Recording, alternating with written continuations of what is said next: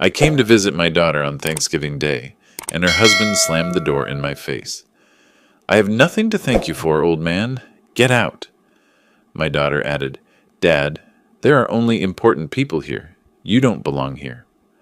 I turned to leave, when suddenly their big boss stood up from the table and shouted, Partner, wait! I'm with you! My son-in-law's glass shattered on the floor, and a dead silence fell over the room, and I realized it was time to reveal the whole truth. Before we continue, please subscribe to the channel and write in the comments what time it is where you are now. The phone rang while I sat at my desk reviewing old fidelity statements. Tuesday afternoon sun slanting through the blinds. Jennifer's name glowed on the screen. I set down the papers and answered, already smiling. Dad? Hi. Listen, I know this is last minute, but I need a favor. Her voice carried that familiar warmth, the one that still made me think of her at 7 years old, gap-toothed and laughing. We're hosting Thanksgiving this year, my boss and some key people from work. I want to make a good impression, but the catering costs more than I budgeted. I was already pulling up my banking app on the computer, phone cradled against my shoulder. Of course, honey. How much do you need? I can transfer it right now. 1,200. I know it's a lot, but there'll be 8 people, and I want it to be perfect. My fingers moved across the keyboard without hesitation. $1,200. I'd given her $30,000 for her wedding, 4 years of UT tuition, $25,000 toward her house down payment. What was $1,200 more? Consider it done, I said, hitting the confirm button. That's wonderful you're making such good connections at work. What time should I arrive on Thursday? I'll bring that cranberry dish you used to love, the one with orange zest. Silence. Not the comfortable silence of someone thinking, but something colder, calculated. The air in my office seemed to change temperature. Actually, Dad, her voice had shifted entirely, stripped of warmth like paint peeling off metal. You're not invited. This is really a business dinner, not a family thing. I gripped the edge of my desk, the wood grain pressed into my palm. I'm sorry, what? It's a professional gathering. My boss, the VP of sales, some department heads. It's important for my career advancement. It's not personal. The words hit me in waves. Not invited. Business dinner, not personal. I stood without deciding to, walked to the window overlooking my small yard. The live oak I'd planted when Jennifer was born had grown tall, its branches spreading wide. 28 years of growth. Jennifer, my voice came out steady, which surprised me. I paid for 4 years at UT. I gave you $30,000 for your wedding. I helped with your house down payment. And now you're telling me I'm not good enough for your Thanksgiving table? I'm 38 years old, Dad, defensive now, sharp edges on every word. I've built my own life. I can't have you showing up in your old flannel shirts and that ancient pickup truck when I'm trying to impress the VP of sales. You don't fit. Don't fit. I turned from the window. My reflection in the dark computer screen showed a 64-year-old man in jeans and a work shirt, gray hair, lines around the eyes, the face of someone who'd spent decades building wealth, quietly, living modestly, helping family without question. So I'm an embarrassment, not a question, a statement. You make everything so dramatic. Look, I've got to finish shopping. The money's already in my account, right? Thanks, Dad. I'll call you after the holiday. The line went dead. I stood there holding the phone, listening to silence that felt louder than any shout. The screen showed her contact photo, Jennifer at her college graduation, arms around my shoulders, both of us grinning. That was 12 years ago. When had things changed? Or had they always been this way, and I'd simply refused to see it? I walked back to my desk slowly, placed the phone down with deliberate care. The fidelity statements lay scattered across the surface, evidence of investments made wisely, of money grown patiently over 40 years. More than enough, more than she knew. From the bottom drawer, I pulled out a framed photograph. Jennifer at 5, sitting on my shoulders at Zilker Park, her hands in my hair, both of us laughing at something her mother had said, back when I was tall enough to carry the world, back when she wanted me there. I stared at that little girl's face for a long moment, then turned the frame face down on the desk. The sun had moved lower, painting the office walls amber and gold. 2 days before Thanksgiving, my daughter had just taken $1,200 and told me I wasn't good enough to sit at her table. told me I didn't fit in the life I'd helped her build. I sat back down, the leather chair creaking. My hands lay flat on the desk, steady and calm. The hurt was there, yes, a physical thing in my chest, heavy and sharp. But underneath it, something else was forming, something colder than hurt, more focused than anger. I looked at the phone, at the face-down photograph, at the bank transfer confirmation still glowing on my computer screen. Something fundamental had shifted. I could feel it settling into my bones like winter cold, like a decision made without words. Jennifer thought she knew who I was, an old man in flannel and faded jeans, someone to use and dismiss, someone who didn't fit. She had no idea who I actually was, what I was capable of, how much power quiet men could hold when they finally decided to use it. The office darkened around me as I sat there, perfectly still, while something new took root in the space where fatherly love used to live. I sat in that chair for 20 minutes after Jennifer hung up, watching the walls darken. The phone lay silent on the desk, the face-down photograph, the bank transfer confirmation still glowing accusingly on my computer screen. $1,200. I stood and walked to the filing cabinet, pulled open the bottom drawer, manila folders, labeled in my careful handwriting. Jennifer, education. Jennifer, wedding. Jennifer, house purchase. Jennifer, vehicle loan. I spread them across the desk, opening each one. Tuition receipts from UT, copies of checks I'd written over 4 years, the wire transfer confirmation for $30,000 the week before her wedding, the cashier's check for $25,000 toward her house down payment. Numbers, evidence, years of saying yes without hesitation. I picked up the phone. My hands were steady. That surprised me, that my hands could be so calm when something cold and certain had settled in my chest. I wasn't acting from emotion. I was acting from principle. There was a difference, Jennifer answered on the third ring. Dad, I really don't have time. Jennifer, I've thought about our conversation. My voice came out level, almost businesslike. If I'm not welcome as your father at Thanksgiving, then I can't give you money as your father. I need you to return the $1,200. Silence again, but this time it felt different, shocked instead of calculated. Are you serious right now? Her voice climbed an octave. You're being petty over $1,200? I've already bought everything, Dad. The groceries, the rental dishes, the wine. It's done. You can't do this to me. I walked to the window, looked out at the darkening yard. I'm not trying to hurt you. I'm simply respecting your boundary. You made it clear I'm not family enough for your table. So this becomes a business matter. Oh my God! She wasn't shouting yet, but close. This is unbelievable. You're a petty old man. This is exactly why I didn't invite you. You always make everything about you. I can't believe you're ruining my career opportunity over your hurt feelings. I remained silent. Let her words fill the space between us. Let them expose exactly what she thought of me. Do you know how important Thursday is? She continued, voice rising. The VP of sales, Dad. If I make the right impression, I could get promoted to regional manager. But no, you have to make this about your precious pride. Jennifer, I've worked so hard for this, and you're going to sabotage me because I hurt your feelings. Grow up. I heard movement on her end, muffled voices. Then a different voice came on the line, male and aggressive. Listen, old man. Brian, my son-in-law, the one who worked in pharmaceutical sales, drove a leased BMW, wore suits that cost more than my monthly utilities. Stop ruining Jenny's mood before her important evening. She's stressed enough without you pulling this guilt trip nonsense. I gripped the phone tighter but kept my voice neutral. Brian, this is between Jennifer and me. No, it's between you and reality. His tone carried contempt, the kind men use when they think they're talking to someone weak. You want your pathetic money? Fine. You'll get it after the holiday. But right now, you need to stop calling and leave us alone. Jenny's got important people to impress, and she doesn't need her father acting like a child. The line went dead. I stood there in the growing darkness, phone still pressed to my ear, listening to nothing.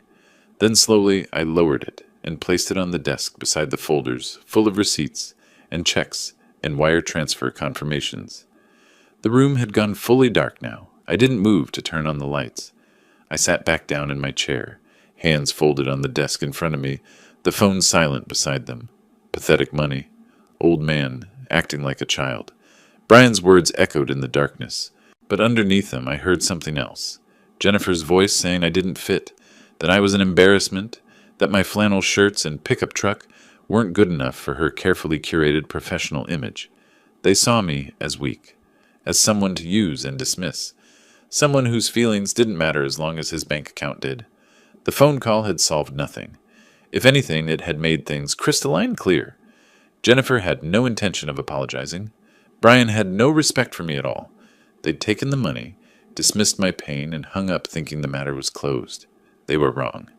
I sat in that darkening office, shadows pooling in the corners, the street lights outside beginning to glow through the blinds. My breathing was calm.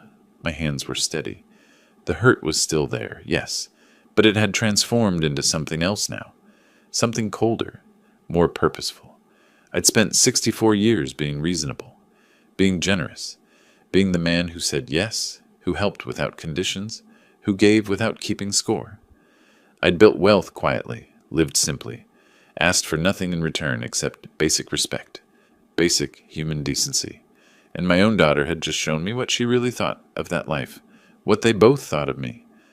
I looked at the phone on my desk, at the folders full of evidence of love that now felt like evidence of foolishness, at the face-down photograph of a little girl who didn't exist anymore, replaced by a woman who saw her father as an embarrassment to be hidden away. The phone conversation had solved nothing. Words wouldn't fix this. Explanations wouldn't change their minds. They'd made their choice. They'd shown me exactly who they were. Now I needed to show them who I was. Not the old man in flannel shirts they thought they knew. Not the weak, pathetic figure they dismissed so easily. The real me, the one I'd kept hidden behind decades of quiet generosity and patient love. I would need to face them in person. Soon. Very soon. But first, I needed to think. To plan. To make sure that when I acted, it would be with the same cold clarity that was settling into my bones like ice forming on a winter lake. I sat there in the darkness, perfectly still, while something new and certain crystallized inside me, something that felt less like anger and more like justice, less like revenge and more like education. They thought they knew who I was. They were about to learn otherwise. That evening stretched into night. I didn't leave my office, didn't turn on more than the desk lamp. The phone remained where I'd placed it, silent and accusatory. Sleep wouldn't come. I knew that without trying. Instead, I pulled open the bottom drawer of my desk, the one I rarely touched. Photo albums, document folders, the archaeological record of fatherhood. I spread them across the desk methodically, arranging them by year. An investor's approach to analyzing a relationship. The numbers told a story I'd been too willing to overlook. University of Texas tuition receipts, 4 years' worth. I ran my finger down each semester total, $85,000. I remembered Jennifer calling before each payment was due, her voice bright and grateful. "Thanks so much, Dad. I'll make you proud." I'd written those checks without hesitation. Proud she'd gotten into a good school. Proud she was building a future. The wedding folder came next. $30,000 transferred the week before she married Brian. The venue, the flowers, the photographer. I'd walked her down the aisle in my one good suit. At the reception, I'd sat at the father of the bride table with an empty chair beside me, her mother gone 12 years by then. Brian's parents had brought 20 guests. Mine was a population of 1. House down payment, $45,000. The paperwork showed the wire transfer date, March 15th, 3 years ago. She'd called it a loan initially. "Just until we get settled, Dad." The repayment plan had evaporated within months, replaced by silence when I gently mentioned it once. Just once. I hadn't brought it up again. Vehicle loan, $15,000. "Just temporary. We'll pay you back in 6 months." That was 36 months ago. I pulled out my legal pad and wrote down each amount. Not obsessively, factually. The column of numbers grew, and at the bottom I drew a line and added them. $175,000 across 15 years. I underlined the total once, then pushed the pad away. The money wasn't the point, the pattern was. Between the financial records, I found photographs. Jennifer at 7, gap-toothed and laughing on my shoulders at Zilker Park. Jennifer at 13, rolling her eyes at something I'd said but smiling despite herself. Jennifer at 18, high school graduation, me standing beside her alone because her mother had already been gone 6 years. I picked up the graduation photo and studied it. I remembered that day, the heat, the metal folding chairs, the pride swelling in my chest when they called her name. She'd hugged me after the ceremony, whispered thank you for everything, against my shoulder. When had that girl disappeared? I searched through the more recent photos. Her wedding, where she'd barely spoken to me during the reception, holiday cards she'd sent, generic messages printed by a service, her signature a quick scrawl. Photos from Christmas 3 years ago, the last time I'd been invited to her home. Even then, I remembered feeling like an obligation. Someone checked off a list, rather than welcomed. I tried to remember the last time Jennifer had called just to talk, just to ask how I was doing, not to request something, not to update me on her life in that breezy way that required no response, just to connect. I couldn't find that memory. My wife's death came back to me then, Susan, gone at 52 from ovarian cancer, that moved too fast for treatment. Jennifer had been 26, living in her first apartment, starting her career. I remembered thinking she'd lean on me, that grief would pull us closer. Instead, she'd pulled away, called less, visited rarely. At the funeral, she'd stood dry-eyed and composed while I struggled to hold myself together. Later, she'd told me I needed to move forward instead of dwelling. Maybe my grief had embarrassed her even then. I closed the last folder as dawn light began filtering through the blinds. The desk was covered with evidence, years of saying yes, years of hoping that love and generosity would be enough to keep my daughter in my life. It hadn't been enough, because what Jennifer wanted wasn't a father. She wanted a bank account with no questions attached. I stood and walked through my house as morning arrived. The living room with its comfortable but dated sofa. The kitchen with appliances that worked fine, even if they weren't stainless steel. The guest room that Jennifer had used during college breaks, now just storage for boxes I never opened. I saw it all through her eyes, inadequate, embarrassing, not good enough for her carefully curated image. This home was honest. It was real, unlike the facade she was building with my money. I showered and dressed in my usual clothes. Clean jeans, a simple blue button-down shirt, my comfortable jacket. I didn't try to dress up or change who I was. That wasn't the point of what I was about to do. In the bathroom mirror, I studied my reflection. Gray hair, lines around the eyes, a 64-year-old man who'd spent his life being reasonable, being generous, being patient. That patience had limits. I'd found them. Today was Thanksgiving. Jennifer expected me to stay away, to accept my dismissal quietly, to disappear back into my modest life until she needed another deposit. I would not. I was going to Round Rock.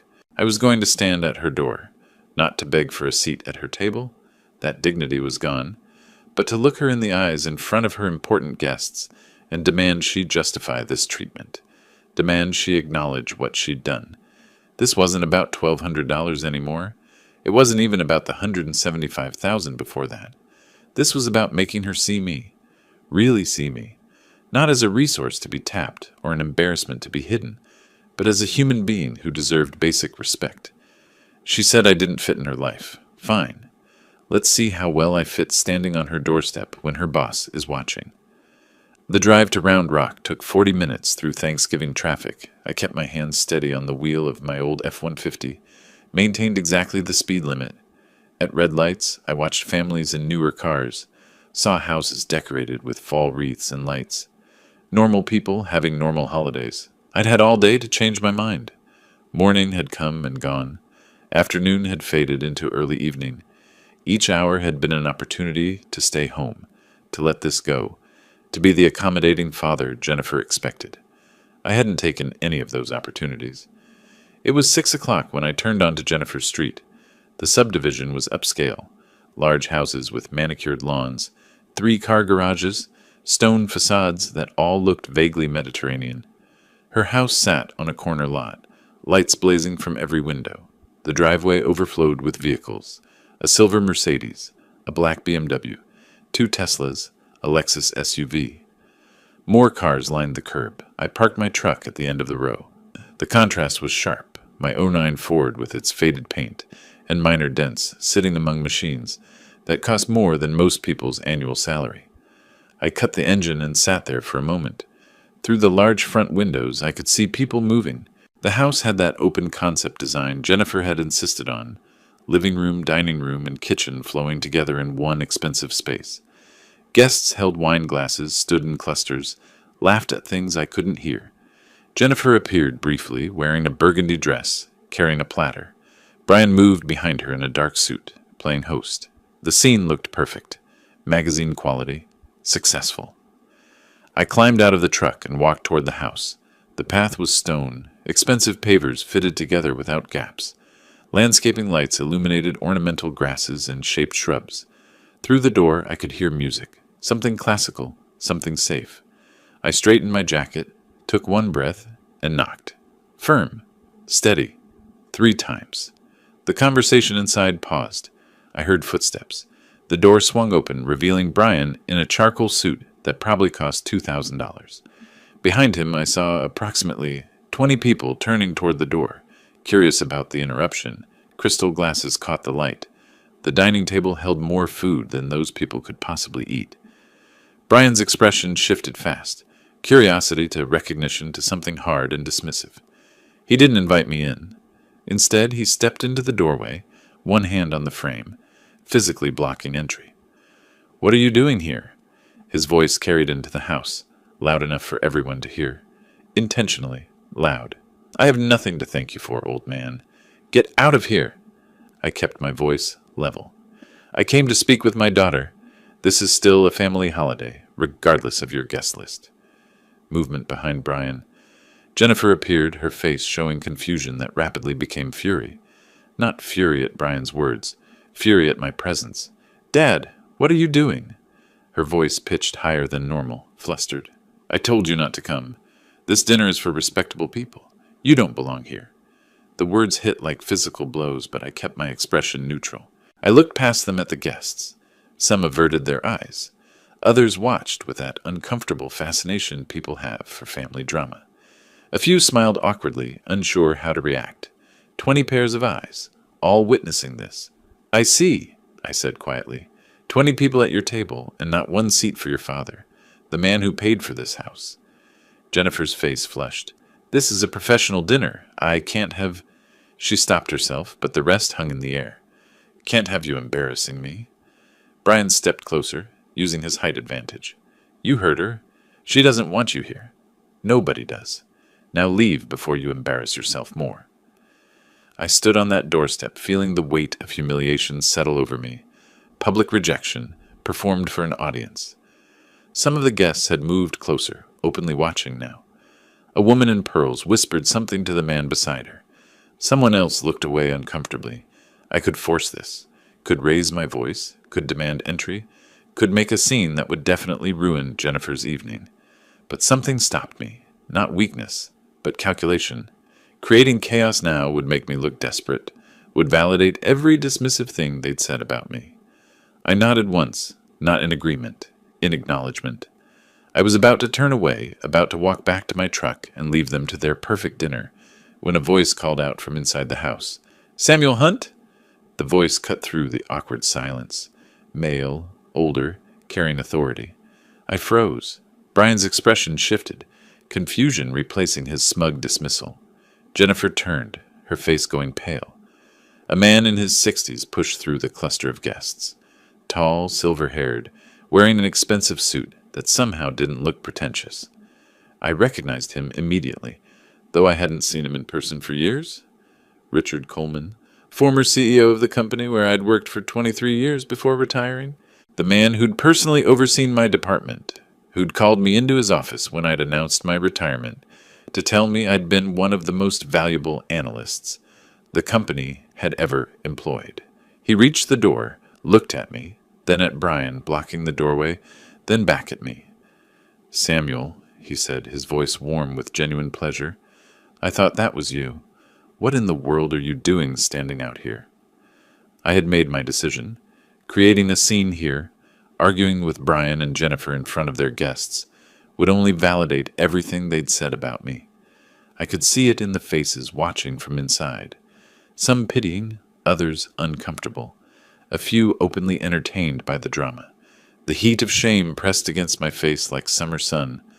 I nodded once, not in agreement, in acknowledgement that I understood exactly where I stood. I turned toward the stone walkway, shoulders square, head up. I wasn't fleeing. I was choosing to leave. "Partner! Sam! Wait! I'm coming with you!" The voice cut through the murmur of guests like a blade. Loud, commanding, familiar in a way that made my steps falter. I stopped mid-stride, one foot still raised, and turned back. Through the cluster of people inside, a tall man in an expensive gray suit pushed forward. He moved with purpose, setting down a wine glass on a side table without looking, parting the crowd simply by his presence. When he reached the door, he didn't ask Brian to move. He physically displaced him, stepping onto the porch beside me. Richard Coleman. I hadn't seen him in person for 3 years, though we'd exchanged emails about quarterly reports and investment strategies.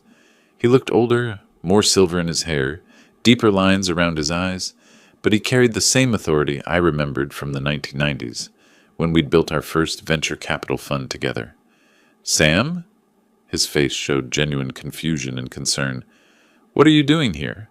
I didn't know you knew the tenors. This is supposed to be my employees' Thanksgiving dinner." "Employees." The word hung in the air like smoke. "I didn't know you'd be here either," I said quietly. Richard's eyes moved from me to Jennifer and Brian, then back. I watched understanding begin to dawn on his face, the way puzzle pieces click together when you finally see the pattern. "Wait." He looked at Jennifer, his expression sharpening. "Jennifer Tenor. Tenor is your married name. Your maiden name was Hunt, wasn't it?" He turned to me slowly. "Sam Hunt. Is she your daughter?" The question suspended everything. The background music still played, something classical and safe, but every conversation had stopped. Jennifer's face drained of color. Brian's mouth opened without sound. I could see guests in the back pulling out phones, ready to capture whatever came next.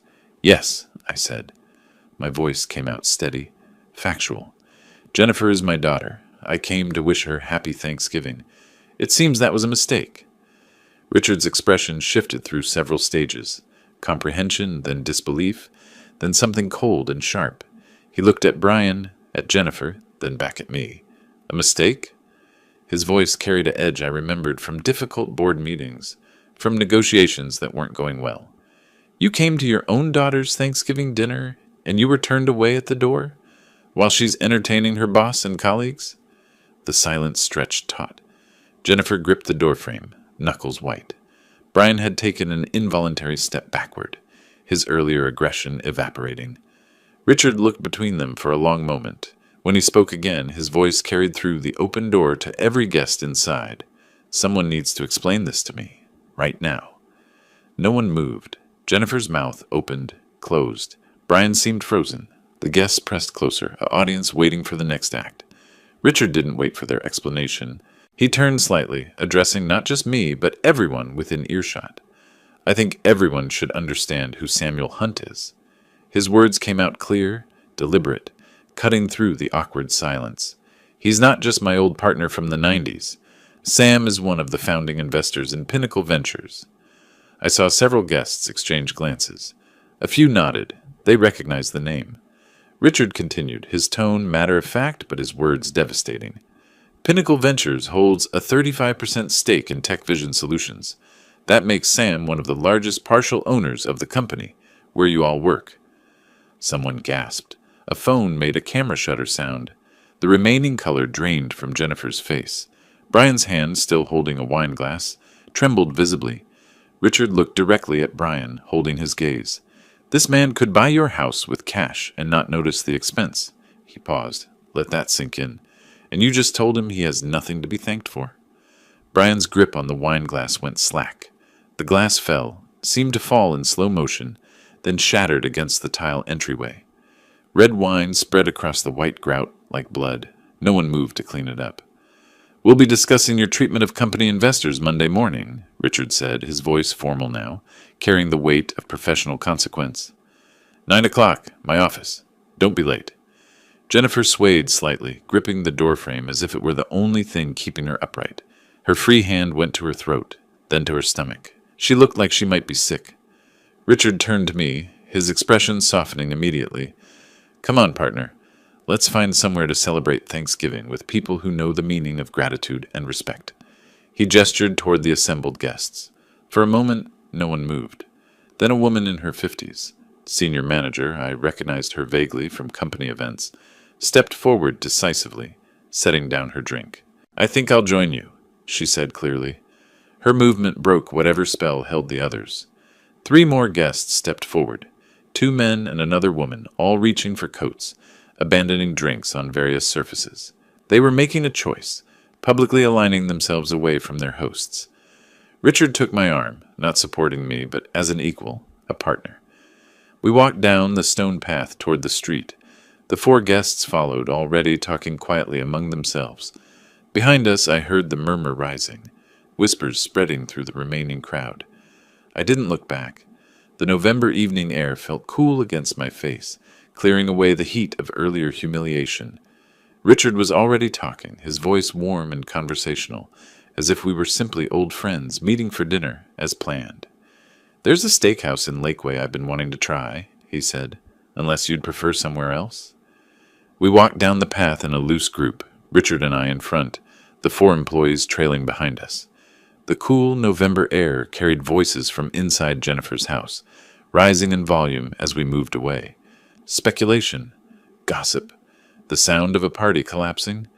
Behind us I heard Jennifer's door close. Not slammed. That would have implied anger, control. This was quiet, the soft click of someone whose strength had failed. Richard waited until we reached the street, stood beside my old F-150, before speaking again. The 4 guests had paused a respectful distance away, giving us space. Sam, he turned to face me fully. I need to understand what just happened. You came to your daughter's Thanksgiving dinner and she turned you away in front of her colleagues, her boss?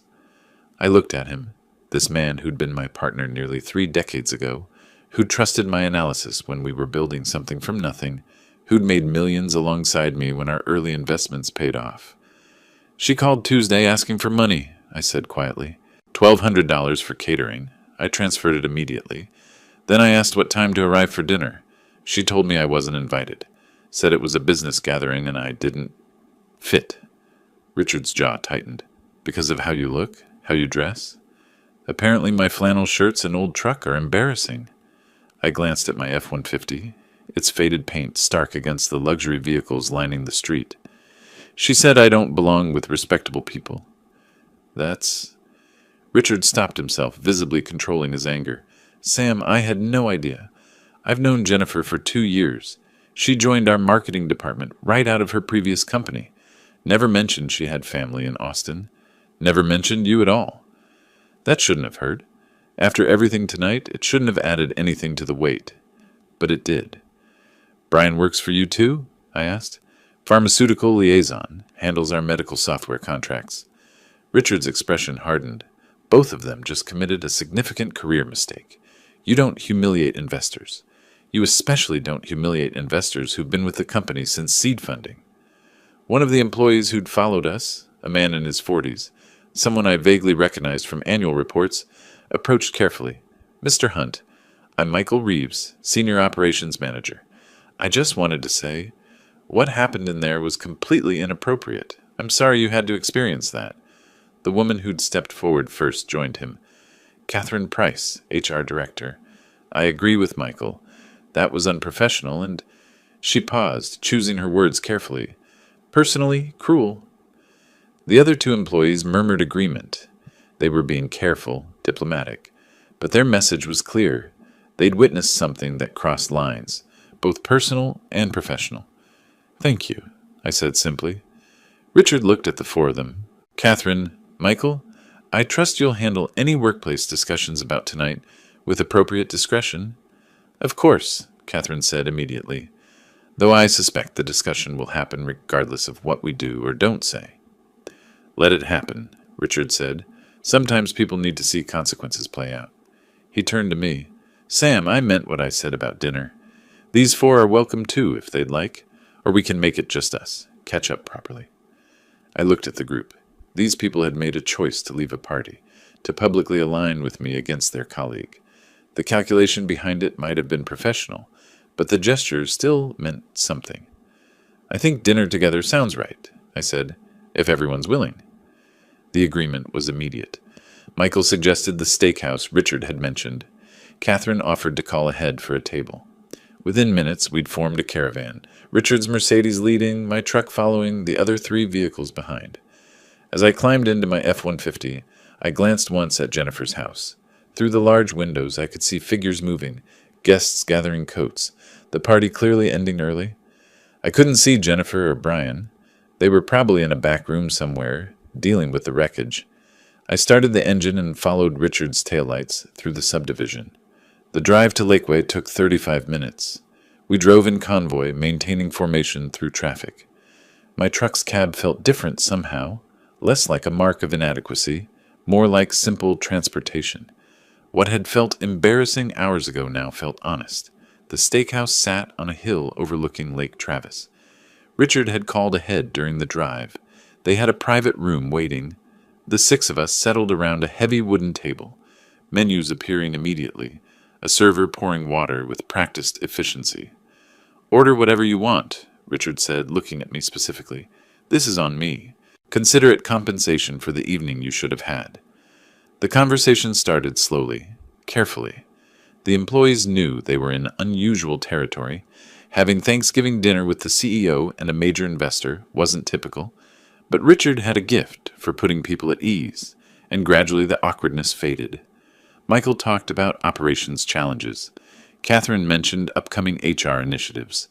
The other 2, James and Susan, I learned their names, discussed their departments. They included me naturally in the conversation, asked questions about the early days of the company, seemed genuinely interested in the investment side of the business. Richard ordered wine, a bottle that probably cost more than Jennifer's entire catering budget. When it arrived, he raised his glass. "To Samuel Hunt," he said, "a man who taught me that quiet competence beats loud performance every time, and to the importance of remembering where we come from and who helped us get here." The words hit harder than they should have. I raised my glass with the others, felt the weight of unexpected gratitude mixing with the residue of earlier humiliation. My phone buzzed in my pocket. Once, twice, 3 times. I ignored it. We ate well, steaks cooked perfectly, sides that actually tasted like food instead of decoration. Richard told stories about our early investing days, made me sound more impressive than I'd felt at the time. The employees laughed, relaxed, stopped being quite so carefully professional. My phone buzzed again and again. "You should probably check that," Richard said quietly, "in case it's important." I pulled out my phone. 7 missed calls, 12 text messages, all from Brian's number. The first text message read, "You vindictive old man, you did this on purpose." I put the phone away without reading the rest. The dinner continued for another hour. Richard kept the conversation flowing, asking about operations challenges, discussing market trends, making everyone comfortable. But my mind had split, half present at the table, half already calculating what Brian's messages meant. Around 9:30, we settled the bill despite my protests. Richard insisted. "You've had enough taken from you tonight," he said quietly. "Let me give something back." Outside, the November air had turned cold. We stood in the parking lot, 6 people who'd shared an unexpected evening together. "This was better than any corporate dinner I've attended," Catherine said. She looked at me directly. "Thank you for your hospitality, Mr. Hunt. I hope we see you at company events in the future." The others echoed similar sentiments. We exchanged handshakes, and then they were climbing into their vehicles, taillights disappearing into the night. Richard lingered. "You all right, Sam?" Those messages were from Brian. "He's angry." "I'd expect so." Richard's expression hardened. He should be more worried than angry. What he and Jennifer did tonight, that has professional consequences. We don't mistreat investors, and we especially don't humiliate them publicly. "I didn't plan any of this." "I know. That's what makes it worse for them." He squeezed my shoulder. "Get some rest. We'll talk Monday. And Sam, you did nothing wrong. Remember that." I drove home alone, my truck feeling particularly empty after the convoy earlier. The roads were quiet, most of Austin already settled into their post-Thanksgiving stupor. I pulled into my driveway around 10:15, killed the engine, and sat there for a moment, looking at my house. Modest, comfortable, honest. Everything Jennifer had rejected. Inside, I poured a glass of water and stood at the kitchen sink, staring out at the dark backyard. My phone buzzed again, then again. I pulled it out. 15 text messages now. 22 missed calls. I opened the messages. The first few were variations on the same theme. Accusations, fury, blame. Then Brian's tone shifted. "You think you can ruin us? We'll make you regret this." "Jennifer is devastated. Her career is over because of your vindictiveness. We'll find a way to pay you back for this humiliation." The threats were clear, if vague. I screenshot each message, backed them up to my cloud storage. Evidence. If this was going to escalate, I'd need documentation. The phone rang in my hand. Brian's name on the screen. I stepped into my office and answered. "Yes?" "You think you're so clever, don't you?" Brian's voice shook with barely controlled rage. "Showing up tonight, playing the wounded father, getting Richard on your side. You humiliated us. You destroyed our reputation in front of my boss and the entire office." I kept my voice level. "I came to wish my daughter happy Thanksgiving. You chose to turn me away at the door in front of your guests. Richard recognized me. The consequences are yours, not mine." "Consequences?" His voice climbed higher. "Jennifer might lose her promotion because of you. Do you understand that? Years of work, ruined because you couldn't handle not being invited to one dinner. If her career suffers, it's because of how she treated me, Brian, not because I responded. You'll regret this." He was shouting now, the control completely gone. "We're not going to let you destroy what we've built. We'll find a way to make you pay for this. You're going to wish you'd just stayed home." I held the phone away from my ear as he continued, his words dissolving into incoherent fury. When the tirade finally ended with ragged breathing, I brought the phone back. "Are you finished?" I asked quietly. Silence. Then, "You're good. Don't call this number again unless you have something productive to say." I hung up, set the phone on my desk, stared at it for a long moment. Brian's threat echoed in my mind. Not the specific words. Those were empty bluster from a frightened man. But the intent behind them. They weren't going to accept this quietly. They weren't going to learn from it, or change. They were going to fight back. I looked around my office. The filing cabinet with years of documentation. The computer with access to investment accounts and company reports. The phone with Brian's threatening messages backed up in 3 separate locations. Jennifer thought I was weak because I lived modestly. Brian thought I was irrelevant because I didn't flaunt my wealth. They'd both underestimated me completely. I opened my laptop and created a new folder. Jennifer Documentation. Started compiling files. Bank transfers. Loan agreements. Email requests for money. Every piece of evidence from the past 15 years. This wasn't over. It was just beginning. Friday morning arrived with pale sunlight and 5 text messages from Jennifer, all sent between midnight and 3 a.m. "How could you do this to us? Brian is terrified he'll be fired because of your stunt. You had no right to embarrass us in front of my boss. This is so unfair. We just wanted a nice dinner. You've always been selfish, but this is a new low."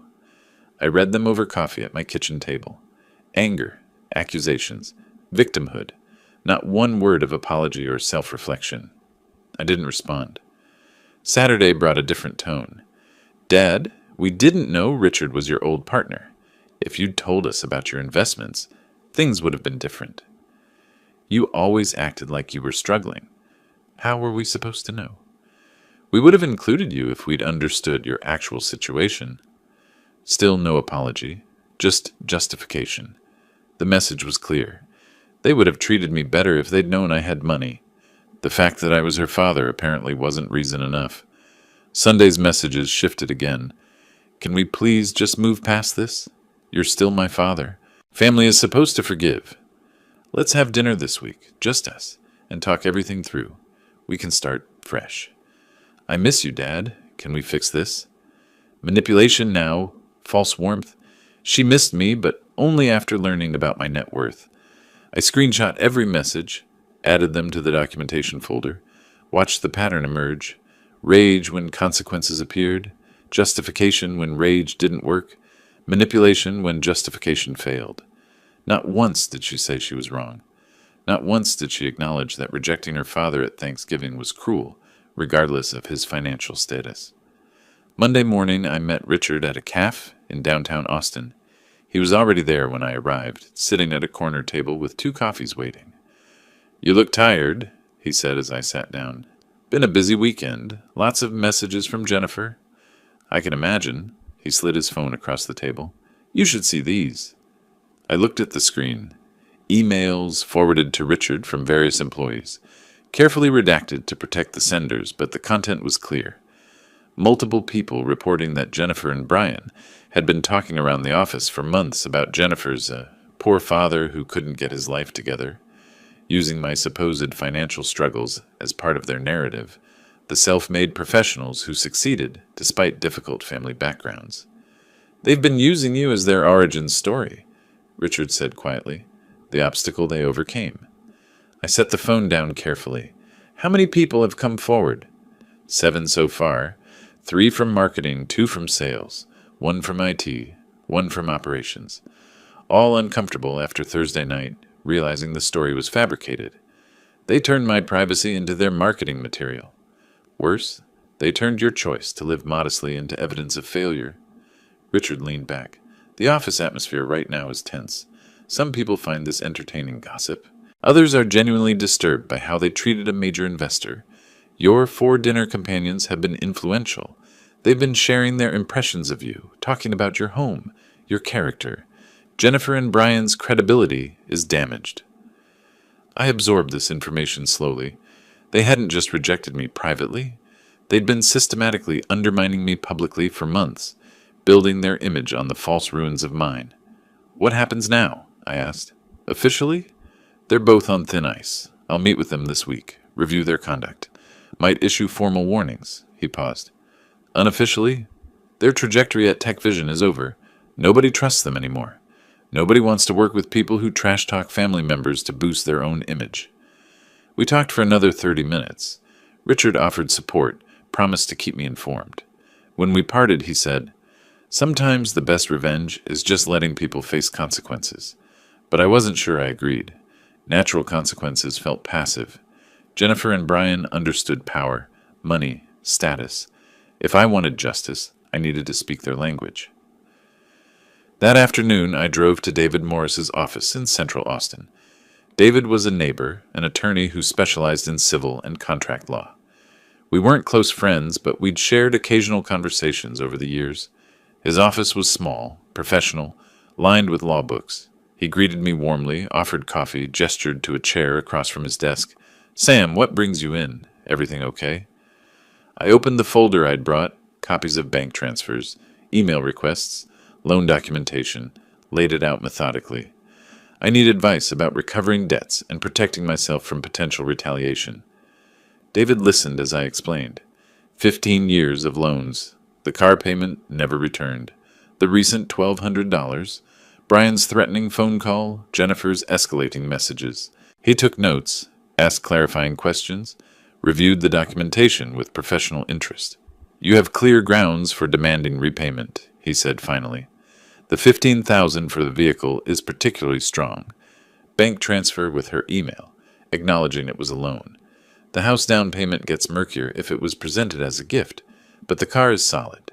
What about protection? Brian made threats. Document everything. Keep those recordings if you have them, screenshot messages. Maintain a timeline. If threats escalate to harassment, we can pursue a protective order." He paused. "There's another angle.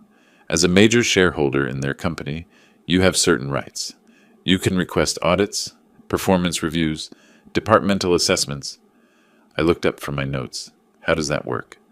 "Private equity shareholders, especially at your level of investment, can request information about company operations. But Sam," he leaned forward, "be careful. Using shareholder rights to address personal grievances gets complicated. It can backfire legally and professionally." "I understand." We talked for another 20 minutes. David outlined options, explained procedures, warned about pitfalls. He was thorough, professional, cautious. I took careful notes, asked specific questions, absorbed the framework. When I left his office and drove back to Lakeway, my mind was working differently than it had in days. Not dwelling on hurt, not replaying conversations, calculating instead. What leverage did I have? The loans, legal, documented, recoverable. My shareholder position, powerful but requiring careful use. Richard's support, valuable for information and credibility. Brian and Jennifer's damaged reputation, already unfolding without my intervention. What did I want? Not reconciliation. They'd proven that was impossible. Not mere repayment. That was too transactional. Something else. Something that made them understand what they'd done, made them face real consequences, made them recognize they couldn't treat people as disposable resources. Justice, education, perhaps a kind of correction. The structure of a plan began forming as I drove. Not revenge in the petty sense, something colder, more systematic, using the tools I had, the languages they understood, the leverage I'd been too kind to employ before. They'd called me weak, embarrassing, not respectable enough for their table. They were about to learn what quiet strength looked like when it decided to push back. Tuesday morning, December 2nd, I sat at my home office desk with my documentation folder open, my notebook with strategic notes beside me and my phone in hand. The plan was clear. I just needed to execute it methodically. I called Richard at 9:30. His assistant put me through immediately. "Sam, good morning. Everything all right?" "Morning, Richard. I've been reviewing the quarterly reports for TechVision. As a significant stakeholder in Pinnacle Ventures, I'd like better visibility into operational efficiency in the sales division. Would an internal audit be appropriate?" There was a pause. I could almost hear Richard's mind working through the implications. "That's within your rights as a major shareholder," he said carefully. "Given recent circumstances, I'd be interested in those findings myself. I'll have my operations team start today." "I appreciate that. Let me know what you discover." The audit took 3 days. I went about my normal routine. Morning coffee, reviewing investment portfolios, walks around the lake. My phone remained silent. Jennifer had stopped calling after her weekend voicemails went unanswered. Friday evening, Richard called. "Sam, we found problems." His voice was tight with controlled anger. "Brian's been manipulating commission calculations, inflating sales figures to boost his bonuses, questionable expense reports, creative accounting with client entertainment budgets. Nothing criminal, but clear policy violations." I took notes as he talked. "What's the appropriate response?" "Demotion, at minimum. I'm addressing it Monday morning. He'll drop from regional manager to standard sales manager. Salary reduction from $120,000 to $72,000 annually." "And Jennifer?" "Written warning for failing to report irregularities. She should have noticed, as his colleague. She's not being demoted, but this goes in her permanent file." I thanked him for keeping me informed. After hanging up, I sat quietly, processing. The first strike had landed exactly as planned. That same afternoon, I'd received the formal demand letter David Morris had prepared. Professional, cold, legally precise. It itemized the car loan, the Thanksgiving money, plus statutory interest. Total, $1,700. Payment due within 14 days or I would file suit. David sent it certified mail to their Round Rock address. Saturday morning, my phone started ringing. Jennifer's number. I didn't answer. She left a voicemail. "Dad, please call me back. We got a letter from your attorney. We can't pay $17,000 right now. Brian just got demoted. We're barely making our mortgage. Please, we need to talk about this." Sunday brought more calls, more voicemails, her voice increasingly desperate. "Dad, I know you're angry, but this is too much. We'll lose the house. We have car payments, insurance. I'll pay you back, I promise. But I need time. Please answer your phone." I listened to each message once, saved them, made notes in my documentation file, evidence of their deteriorating situation. Then I went back to my normal routine. Monday morning, December 8th, I met Richard at the same cafe where we'd met the week before. Same corner table, same order. "How did it go?" I asked after we'd settled in. Brian took it badly. Shouted, threatened legal action, claimed he was being targeted. HR documented everything. He'll be lucky to keep the reduced position. I sipped my coffee. "I've been reviewing the quarterly numbers. Brian's region has underperformed for 2 consecutive quarters. With these audit findings, maybe the division needs restructuring? Fresh leadership might improve those metrics. Richard looked at me for a long moment. You know, I've been thinking the same thing. The board's been asking questions about that region's performance. This might be the right time to make changes. We talked for another 20 minutes about company strategy, investment returns, market conditions, and when we parted in the parking lot, Richard said, "I'll keep you informed about any personnel decisions." Tuesday afternoon, December 10th, Richard called. "Sam, thought you should know. We let Brian go this morning. Position elimination due to departmental restructuring. Jennifer's been moved to accounts management with a $15,000 salary reduction. The situation is resolved from a company perspective." I stood at my living room window, looking out at the lake. Winter had stripped the trees bare, exposing the water's gray surface.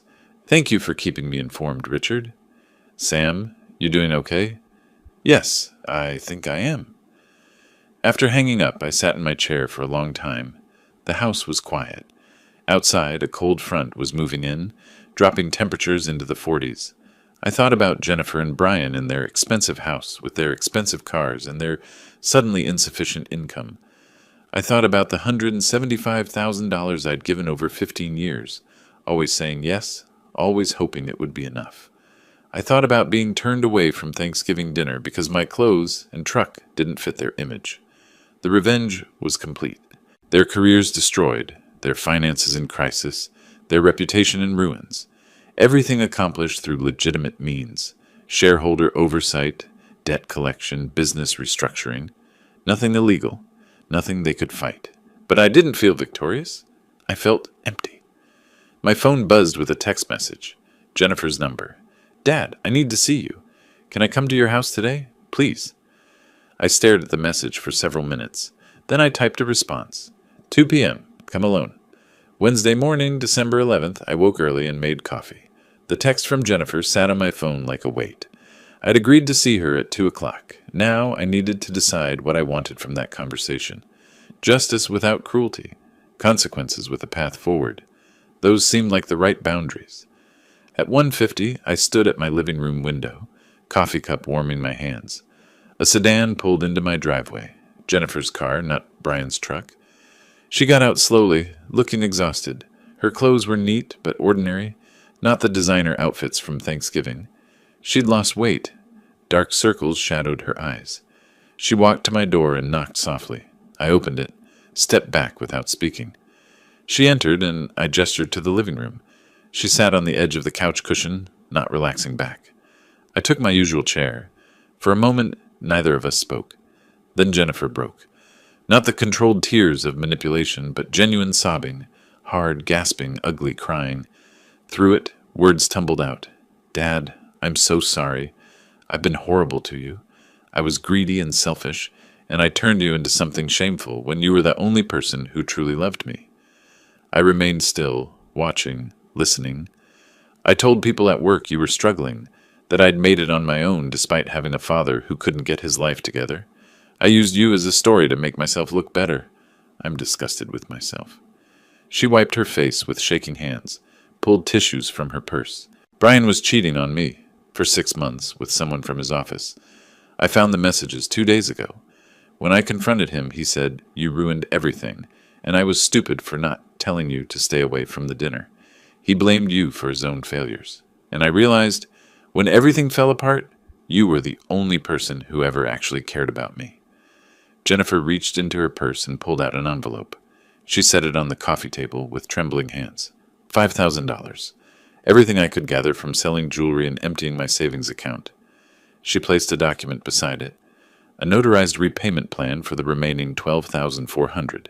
$200 monthly. I'm not asking you to negotiate. I'm acknowledging what I owe. I picked up the envelope, opened it, counted the bank checks. $5,000 exactly. I looked at the repayment plan, professionally prepared, realistic terms. Then I tore it in half. Once, twice, 3 times. The pieces fell onto the coffee table. Jennifer's eyes went wide. "Dad, I'm canceling the debt," I said quietly. "Consider it a final gift from your old life to whatever comes next." She started crying again, harder. I don't deserve that. No, I agreed. You don't, but I'm doing it anyway. I stood, walked to my desk, retrieved my calendar. I sat back down and opened it to December.